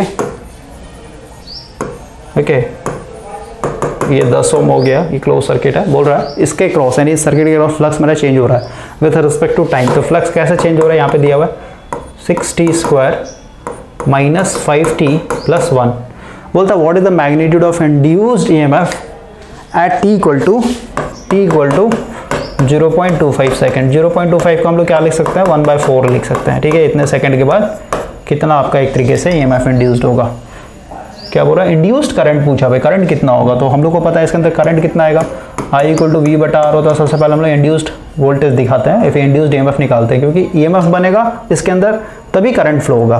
तो हम लोग को पता है ऑलरेडी कि जो इंड्यूस्ड ईएमएफ होगा ये क्या होता है, N d∅dt। तो N नहीं दिया हुआ, तो यहाँ पे हम लोग भाई एक सर्किट है, तो यहाँ पे एक सर्किट के लिए N इक्वल टू हमेशा 1 मान के चलता है, नंबर ऑफ टर्न्स। ठीक है, अब बोलता है फ्लक्स मेरा चेंज हो रहा है इस रिस्पेक्ट में, तो यहाँ पे हम लोग डी फ्लक्स से वैल्यू पुट कर देता है 6t square minus 5t plus 1। ठीक है, इसको टाइम के रिस्पेक्ट में हम लोग डिफ्रेंशिएट कर देंगे, तो ओवरऑल कितना आएगा, ये आ जाएगा 2t इंटू 6, भाई इसका डिफ्रेंशिएट कितना पावर आ गया था। ठीक है, माइनस dt/dt 1 हो जाएगा, नहीं 5 गुना 1 प्लस कॉन्स्टेंट का 0 होता है, तो ओवरऑल क्या आ जाएगा 14 12t माइनस 5 प्लस 0। तो ओवरऑल t कितने बाद बोल रहा है भाई, t इक्वल टू इतना, तो 12 गुना 1/4 कर लेंगे माइनस 5, तो ओवरऑल कितना हो जाएगा 3, ठीक है, यानी 3 - 5 का यानी -2 वोल्ट आएगा। क्लियर हुआ। और आगे लेंस लॉ के हिसाब से यहाँ पे माइनस लगाइएगा, माइनस लगाइएगा, माइनस लगाइए तो ये अपने आप में माइनस का प्लस हो जाएगा, यानी 2 वोल्ट आएगा आपका इंड्यूस्ड ईएमएफ। क्लियर हो गया। तो हम लोग को पता है इसके अंदर जो करंट फ्लो होगा ये 2 डिवाइडेड बाय आर का वैल्यू यहाँ पे दिया, यानी कितना हो जाएगा 0.2 एम्पियर। क्लियर हो गया। तो इस तरीके से आपको सॉल्व करना है, इतना आपका इंड्यूस्ड करंट होगा। आगे क्वेश्चन देखिए क्या बोल रहा है। क्वेश्चन बोलता है भाई the normal drawn to the surface of a conductor makes an angle theta with the direction of field the flux passing through the area. तो अभी जस्ट बताया था मैंने आपको कि अगर ये मान लेते हैं मैग्नेटिक फील्ड है इस डायरेक्शन में और बोल रहा है कि जो सरफेस है, ठीक है, इसको मान लीजिए इस सरफेस है मेरा, ठीक है, ये कॉइल है, रेक्टेंगुलर कॉइल समझिए, मेरा सरफेस हो गया इसका। तो ये बोल रहा है कि ये मैग्नेटिक फील्ड के डायरेक्शन है थीटा एंगल बना रहा है भाई, ठीक है। तो ये एक्स एक्सिस पे मैंने दिखाया है मैग्नेटिक फील्ड को, ओके, ये एक्स एक्सिस हो गया, एक्स एक्सिस पे पूरा मैग्नेटिक फील्ड दिखाया। अगर मैं इसको ऐसे रखता ऐसे तो ये क्या होता है, एंगल कितना होता है 90 डिग्री होता है ना, 90 डिग्री होता। लेकिन मेरे को थीटा डिग्री पे रखना है, तो थीटा डिग्री कुछ भी हो सकता है, 30 डिग्री 45 डिग्री कुछ भी। तो अगर मैं लूप को ऐसे रखूंगा ऐसे तो इनके बीच में मान लेते हैं एंगल थीटा बन रहा है, ठीक है। समझ में आया बात को, क्या बोल रहा हूँ। सो ऐसे, और इसका जो एरिया वेक्टर होगा, एरिया वेक्टर कैसे आ जाएगा, नीचे की तरफ आएगा ऐसे, ठीक है, एरिया वेक्टर इस तरीके से समझिए। मतलब ये सरफेस है तो 90 डिग्री बनाएगा, लेकिन ये बी जो होगा ऐसे भी समझ सकते हैं भाई, बी और ए के बीच में एंगल यहाँ पे थीटा बन रहा है। तो ओवरऑल यहाँ पे जो फ्लक्स होगा, फ्लक्स कैसे वेरी होगा, B into area into cos theta के हिसाब से वेरी होगा। क्लियर हुआ। एरिया क्या है, ए क्या है वहाँ पे आपका इस कॉइल का, ठीक है। तो इस तरीके से आपको सोचना है, ओके, या फिर ऐसे समझिए। सही तो है यार, ठीक है, सही तो दिखाया मैंने आपको ऑलरेडी। इसके ऊपर मैंने एक सेपरेट लेक्चर दिया था आपको, ऐसे डीसी मोटर में दिया है, आप देख लीजिएगा, क्लियर हो जाएगा। नेक्स्ट क्वेश्चन देखिए क्या बोल रहा है। बोलता है भाई एक आपके पास यहाँ पे रेक्टेंगुलर कॉइल दिया है ABCD is rotated anti clockwise with a uniform angular velocity, ठीक है, यानी इसका ओमेगा भी एक तरीके से कांस्टेंट दिया हुआ है अबाउट द एक्सिस, ठीक है। इसी एक्सिस पकड़ के ऐसे रोटेट करवा रहा है, एंटी क्लॉकवाइज ऐसे जा रहा है, ये ऐसे घूमेगा ये, ओके। बोलता है the axis of rotation of the coil as well as the magnetic field are horizontal. सीधी सी बात है आपका, ये देखिए ये बी का डायरेक्शन दिखाया गया है, ओके, ये बी का डायरेक्शन हो गया और इसका जो होगा इसके ऊपर अभी ये खड़ा है एक तरीके से, है ना, तो इसका डायरेक्शन क्या होगा, इसी के ऊपर परपेंडिकुलर दिखाएंगे तो ऐसे ही आएगा आपका, ठीक है। तो बोलता है the EMF induced in the coil will be maximum 1, ठीक है। मैक्सिमम EMF इंड्यूस्ड कब होगा ये पूछ रहा है। तो सबसे पहले देखिए, आपको मैंने अभी जस्ट बताया था कि जो आपका फ्लक्स होता है और जो EMF होता है इनके बीच में हमेशा 90 डिग्री का फेज शिफ्ट चलता है भाई, ठीक है। इनके बीच में हमेशा 90 डिग्री फेज शिफ्ट चलेगा। ग्राफ से अगर दिखाऊं तो ये मान लीजिए फ्लक्स है आपका, तो EMF आपका ऐसे बनेगा, ठीक है। तो अभी देखिए इस केस में मेरा मैक्सिमम फ्लक्स लिंकेज हो रहा है, क्योंकि पूरा का पूरा मैग्नेटिक फील्ड क्या हो रहा है, इस कॉइल के अंदर से जा रहा है, ठीक है, खड़ा है एक तरीके से ये। तो भाई यहाँ पे मैक्सिमम फ्लक्स लिंकेज है, तो यहाँ पे आपका कभी भी EMF मैक्सिमम नहीं होगा। यहाँ पे फ्लक्स मैक्सिमम है तो EMF क्या होगा, एक तरीके से जीरो होगा, EMF इंड्यूस जीरो होगा एक तरीके से। आपको पूछ रहा है पे मैक्सिमम EMF का भी इंड्यूस्ड होगा जब ये कॉइल ऐसे सो जाएगा, यानी जब ये कॉइल मेरा ऐसे आ जाएगा ऐसे, ठीक है, समझ में आया। तो इस केस में क्या होगा, जो फ्लक्स होंगे यानी मैग्नेटिक फील्ड लाइन होंगे, ये क्या होगा, इसके ऊपर पैरेलली यानी ऊपर ऊपर निकल जाएगा, ठीक है। तो इसका आंसर हो जाएगा plane of coil is parallel to the field, यानी जब मेरा फ्लक्स लिंकेज जीरो होगा वहां पे मेरा EMF इंड्यूस्ड होगा। फ्लक्स लिंकेज जीरो कब होगा जीरो, जब ये कॉइल ऐसे सो जाएगा, ठीक है, इस तरीके सो जाएगा। तो ओवरऑल यहाँ पे फ्लक्स इसके अंदर से एक भी नहीं जा रहा है, मींस फ्लक्स लिंकेज जीरो है, फ्लक्स लिंकेज जीरो है तो EMF इंड्यूस्ड मैक्सिमम होता है, ठीक है। और ये आपको प्रैक्टिकल लाइफ में भी देखने को मिलता है। जैसे अगर मैं दिखाऊं नॉर्थ साउथ, अभी यहाँ पे कंडक्टर रख रहा हूँ, सिर्फ एक कंडक्टर रख रहा हूँ भाई, कॉइल भी नहीं है, कंडक्टर है, ठीक है। ये मेरा MNA हो जाएगा, मैग्नेटिक न्यूट्रल एक्सिस। यहाँ पे क्या होता है, फ्लक्स मेरा जीरो होता है, इसका मतलब क्या होगा, दो पोल को यहाँ से लेके यहाँ तक नॉर्थ पोल की तरह एक्ट करेगा और यहाँ पे आपका साउथ पोल की तरह एक्ट करेगा। क्लियर हो गया। और नॉर्थ का अगर हम लोग डेंसिटी की बात करें तो यहाँ पे सबसे ज़्यादा मैग्नेटिक फील्ड डेंस होगा, साउथ के लिए देखा तो यहाँ पे मैग्नेटिक फील्ड सबसे ज़्यादा डेंस होगा, और जैसे जैसे ऊपर जाएंगे वैसे वैसे नॉर्थ पोल का मैग्नेटिक फील्ड का डेंसिटी घटते जाता है, और इधर आएंगे तो वैसे भी घटते चला जाएगा, ठीक है, और यहाँ पे आपका जीरो हो जाता है। तो अगर आप यहाँ से कॉइल को घुमाना स्टार्ट करते हैं, क्योंकि मैक्सिमम फ्लक्स डेंसिटी में, तो यहाँ पे आपको ईएमएफ क्या होगा, मैक्सिमम देखने को मिलेगा, ठीक है। यानी ए पोजीशन है, ये मान लो बी पोजीशन है, ये सी पोजीशन है, डी पोजीशन है। तो ए पोजीशन पे कंडक्टर को आपको रखा है, तो यहाँ पे मान लेते हैं ईएमएफ जो होगा मैक्सिमम होगा, मैक्सिमम यहाँ पे। फिर जैसे से ये आगे, यानी ये पोजीशन था, ए से बी की तरफ जाएंगे तो फ्लक्स क्या हो रहा है, कम रहा है, तो सीधी सी बात है आपका ईएमएफ भी कमेगा। उसका साउथ रीजन में जा रहा है, साउथ से फिर धीरे धीरे बढ़ने की तरफ, यानी धीरे धीरे नेगेटिव अपोजिट जाएंगे, साउथ नॉर्थ को पॉजिटिव ले तो साउथ को नेगेटिव लेंगे, ठीक है। ये हो गया आपका ए से लेके बी, और ये हो गया बी से सी, और फिर सी से फिर से हम लोग कहाँ जा रहे हैं, एम एन, यानी मेरिडियन न्यूट्रल एक्सिस, तो यहाँ पे डी पे जीरो हो जाएगा, फिर डी से हम लोग कहाँ जा रहे हैं, ए की तरफ, यानी फिर से मेरा बढ़ जाएगा, इस तरीके से बनता है। ओके, तो ये सब आपको पता होगा भाई ऑलरेडी। नेक्स्ट क्वेश्चन के ऊपर आते हैं, 79 हो गया, आगे आते हैं। देखिए क्वेश्चन क्या बोल रहा है, 80 number, when a loop wire is rotated in a two pole magnetic field the direction of induced EMF changes. अभी जस्ट यही है भाई, दो पोल है, ठीक है। ऑलरेडी मशीन में आपको इलेक्ट्रिकल डिग्री, मैकेनिकल डिग्री बताया था मैंने आपको। तो अगर ये मान लेता आपका कंडक्टर यहाँ पे पोजीशन दिखा देता है कि ए हो गया, ये आपका एम एन ए हो जाएगा, मैग्नेटिक न्यूट्रल एक्सिस को बी मान लेते हो, सी मान लेते हो, डी मान लेते हैं भाई, ठीक है। तो ओवरऑल देखिए यहाँ पे क्या बोल रहा है, the direction of induced EMF changes once in every. तो सबसे पहले मैकेनिकल डिग्री समझिए, थीटा मैकेनिकल और थीटा इलेक्ट्रिकल क्या होता है, इसी से समझ लीजिए, क्लियर हो जाएगा। तो दो पोल के लिए अगर आप इसको एक चक्कर लगाएंगे, एक चक्कर लगाने का मतलब क्या है, थीटा मैकेनिकल, मैकेनिकल मतलब क्या है, फिजिकल एंगल जो बनाएगा कितना होगा, 360 डिग्री होगा, क्लियर हुआ। और एक चीज़ देखिए, अगर हम लोग इलेक्ट्रिकल की बात करें, एक चक्कर लगाना मतलब क्या, कितना डिग्री घूमा भाई, 360 डिग्री घूमा। अब इलेक्ट्रिकल में देखिए, अभी मेरा यहाँ पे पड़ा हुआ है कॉइल, तो अगर मैं इसको यहाँ से लेके यहाँ तक घुमाऊँ, यानी कितना घूम रहा है, 90 डिग्री घूम रहा है भाई। ऐसे घुमाना, यहाँ पे पड़ा है तो यहाँ से यहाँ पहुँचे, मतलब 90 डिग्री घुमा है। तो 90 डिग्री में जो ईएमएफ होगा यहाँ पे पड़ा, तो ये मान लेते ए पोजीशन है, तो ये मेरा मैक्सिमम होगा यहाँ से आएगा, ए पे बी पे गया, ठीक है, ए से लेके बी तक, यानी 90 डिग्री एंगल घूम लिया ये, ओके, यानी इतना ईएमएफ इंड्यूस्ड हुआ। फिर ये यहाँ से लेके यहाँ तक आएगा, तो ये ऐसे जाएगा, ठीक है, यानी बी टू सी आ गया, फिर से कितना हुआ, 90 डिग्री घुमा, इलेक्ट्रिकल में भी 90 डिग्री घूमा। फिर ये सी से डी पे जाएगा, यानी अगेन ये 90 डिग्री घूम रहा है, तो ये यहाँ पे आ जाएगा, ये डी पोजीशन हो गया, अगेन फिर से 90 डिग्री, फिर से यहाँ से यानी डी से ए पे जाएंगे तो फिर से 90 डिग्री घूमेगा, ओके, ये मेरा हो गया ए। तो ओवरऑल कितना बना, ये देखिए, ये हाफ साइकिल है यानी 180, और ये हाफ, यानी कितना हो गया 360, यानी टू पोल के लिए थीटा इलेक्ट्रिकल और थीटा मैकेनिकल आपस में क्या होते हैं, बराबर होते हैं, समझ में आया। तो ओवरऑल देखिए यहाँ पे इसी को अगर मैं इस कंडक्टर को यहाँ पे ना रख के यहाँ पे दिखाता, यहाँ से स्टार्ट करते हैं, यहाँ से रेफरेंस लेके चलते हैं, तो क्या होता है आपका कुछ इस तरीके का बनता है, क्योंकि यहाँ पे आपका फ्लक्स जीरो था तो ईएमएफ भी जीरो होगा, इस तरीके से, समझना है। तो ओवरऑल देखिए आपका जो डायरेक्शन ऑफ इंड्यूस्ड ईएमएफ है वो कितने के बाद चेंज हो जा रहा है भाई, कितने डिग्री बाद चेंज हो जा रहा है बताइए, हाफ रिवॉल्यूशन, क्योंकि यहाँ से लेके यहाँ तक क्या है आपका 180 डिग्री है, समझ में आया। या फिर कहिए हाफ रिवॉल्यूशन मतलब क्या, थीटा इक्वल टू 160। भाई इलेक्ट्रिकल डिग्री और मैकेनिकल डिग्री अगर आपने वाइंडिंग में क्लियर किया होगा ना कॉन्सेप्ट, तो आपको समझ में आ रहा हूँ मैं क्या बोलना चाहता हूँ, ठीक है, नहीं तो ये बच्चा वाला क्वेश्चन है। नेक्स्ट क्वेश्चन के ऊपर आते हैं, when a magnet is moved with its n pole toward a closed coil, the nearer end of the coil, भाई इधर कंस्ट्रक्शन वाला कॉइल चल रहा है बगल, सॉरी कंस्ट्रक्शन वाला काम चल रहा है इधर, इसके चलते काफ़ी ज़्यादा इधर डिस्टर्बेंस हो रहा है। मान लेते हैं मेरे पास एक कॉइल है, अब इसका कुछ भी टर्न हो, मान लेते 100 टर्न्स का कॉइल है, ओके, इस तरीके से मैंने घुमा दिया।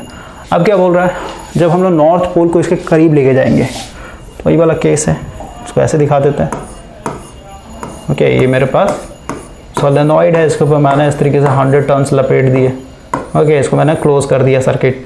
तो ओवरऑल यहाँ पे आप नॉर्थ हो गया, साउथ हो गया, जब नज़दीक लेके जाएंगे तो ओवरऑल क्या होगा, फ्लक्स चेंज होगा with respect to time, means d∅dt हो जाएगा। तो यहाँ पे क्या होगा, ईएमएफ इंड्यूस के चलते करंट फ्लो, और ये करंट क्या होगा, यहाँ पे खुद का एक नॉर्थ पोल बनाया साउथ होता है कि ये नॉर्थ पोल इस नॉर्थ पोल को अपोज कर सके, तो ऐसे बनाने का करंट कैसा होगा, ऐसे होगा, ठीक है। तो ही बोल रहा है, जो मतलब ये मैग्नेट को जब आप इस कॉइल के पास लेके जाएंगे, तो जो नियरर फेस होगा, nearer end of the coil, वहाँ पे क्या बनेगा, ये नॉर्थ पोल की तरह एक्ट करेगा, समझ में। नेक्स्ट क्वेश्चन देखिए क्या बोलता है, बोल रहा है coil of wire of radius R has 600 turns, ठीक है। तो सबसे पहले यहाँ पे कॉइल ऑलरेडी बना हुआ है, इसी कॉइल के ऊपर हम लोग काम कर लेते अपना, मिटा ही लेते भाई, देखिए कॉइल दिया हुआ है आपका, तरीके से समझिए कॉइल है, इस कॉइल का रेडियस दिया हुआ है, इसको जब ऐसे मोड़ दीजिएगा, पूरा ऐसे दबा दीजिएगा तो क्या दिखेगा आपको, कुछ ऐसा कॉइल देखने को मिलेगा। तो इसका रेडियस दिया हुआ है आपका आर, ठीक है, आर ही दिया हुआ है। बोलता है इसके अंदर 600 टर्न्स है, एन इक्वल टू कितना है 600 टर्न्स। आगे बोलता है self inductance is 108 milli Henry.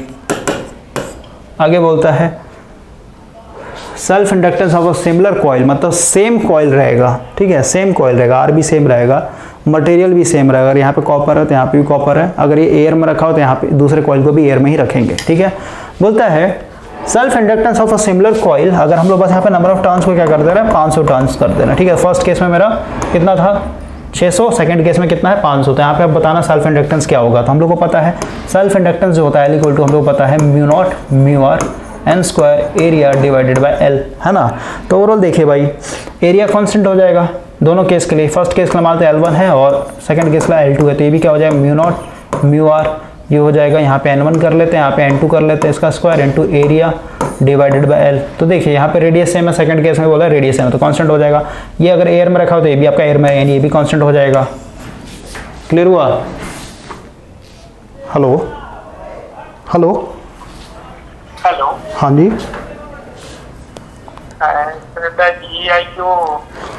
भाई मैं आपको कॉल करता हूँ, थोड़ा सा लेक्चर बना रहा हूँ मैं, ठीक ना। ओके